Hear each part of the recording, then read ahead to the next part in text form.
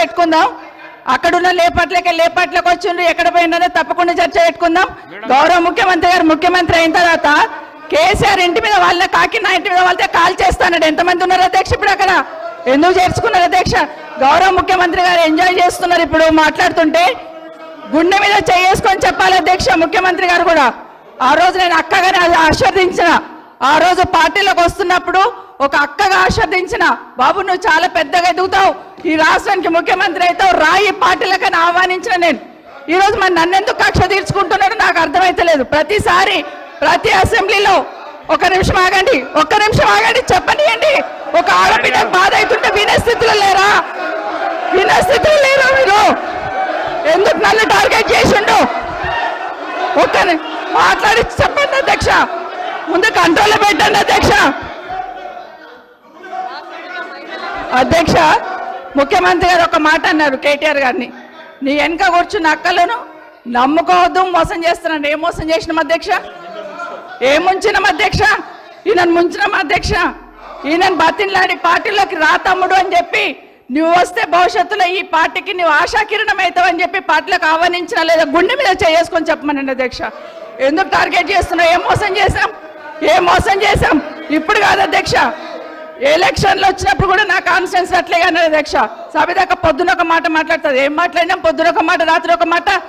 ఎవరిని అవమానిస్తున్నావు ఒక్కసారి ఆలోచించండి ముఖ్యమంత్రి గారు. ఎందుకు అవమానిస్తున్నావు? ఎందుకు కక్ష? ప్రతిసారి టార్గెట్ చేస్తున్నావు. ఈరోజు ఏం మోసం చేసినాం? మేము ఆడబిడ్డలం, విత్డ్రా చేసుకోవాలి అధ్యక్ష.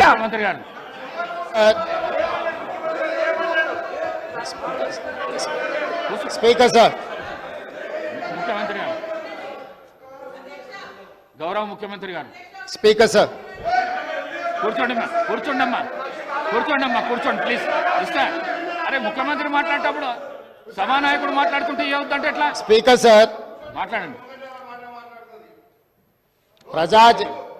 ప్రజా జీవితంలో ఉన్నప్పుడు వ్యక్తిగత సంభాషణ ఉంటుంది, ప్రజా జీవితంలో చర్చ ఉంటుంది. సబితక్క ఈరోజు నేను నిన్ను కాంగ్రెస్ పార్టీలకు రమ్మన్నా, పెద్ద లీడర్ అవుతావు అని చెప్పినా, పార్టీకి నీకు భవిష్యత్తు ఉంటుందని చెప్పినా అని చెప్పింది. అది వాస్తవం. కానీ ఇంకొక విషయం, ఇది మా ఇద్దరి మధ్యలో వ్యక్తిగతంగా జరిగిన చర్చని ఈరోజు సబితక్క సభలో పెట్టింది కాబట్టి దీని కొనసాగింపుగా జరిగిన కొన్ని చర్చలు కూడా నేను సభలోనే చెప్పాలి. 2000 వారి మాట విశ్వసించి సొంత అక్కగానే భావించి కుటుంబ సంబంధాల నేపథ్యంలో, ఇతర రాజకీయ పరిణామాల నేపథ్యంలో నేను కాంగ్రెస్ పార్టీలో ఆనాడు తెలుగుదేశం పార్టీ సార్ సభను ఆర్డర్లో పెట్టండి సార్, వాళ్ళు కూర్చోబెట్టండి సార్, వాళ్ళు మాట్లాడేటప్పుడు వాళ్ళు వేస్తారు.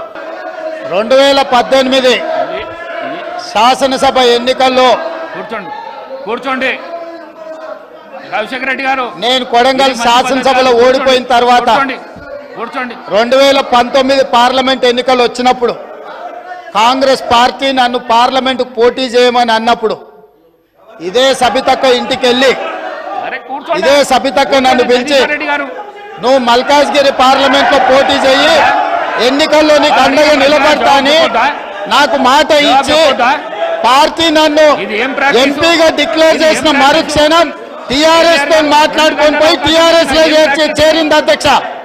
తమ్ముడుగా నన్ను పిలిచి మల్కాజ్గిరి పార్లమెంట్ లో ఎన్నికల్లో పోటీ చేయమని నన్ను ప్రోత్సహించి పార్టీ నన్ను ఎన్నికల్లో అభ్యర్థిగా నిర్ణయించిన తర్వాత కేసీఆర్ మాటలకు అధికారం కోసం కాంగ్రెస్ ను వదిలి టీఆర్ఎస్ పార్టీలో చేరి మంత్రి పదవి పొంది తమ్ముని మోసం చేసింది కాబట్టి ఈ రోజు నమ్మొద్దు అని కేటీఆర్ కి చెప్పిన అధ్యక్ష.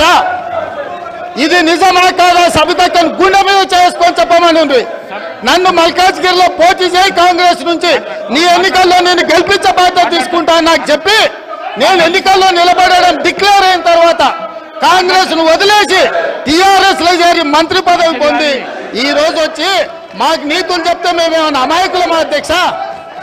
కాబట్టి ఇవన్నీ చర్చలు.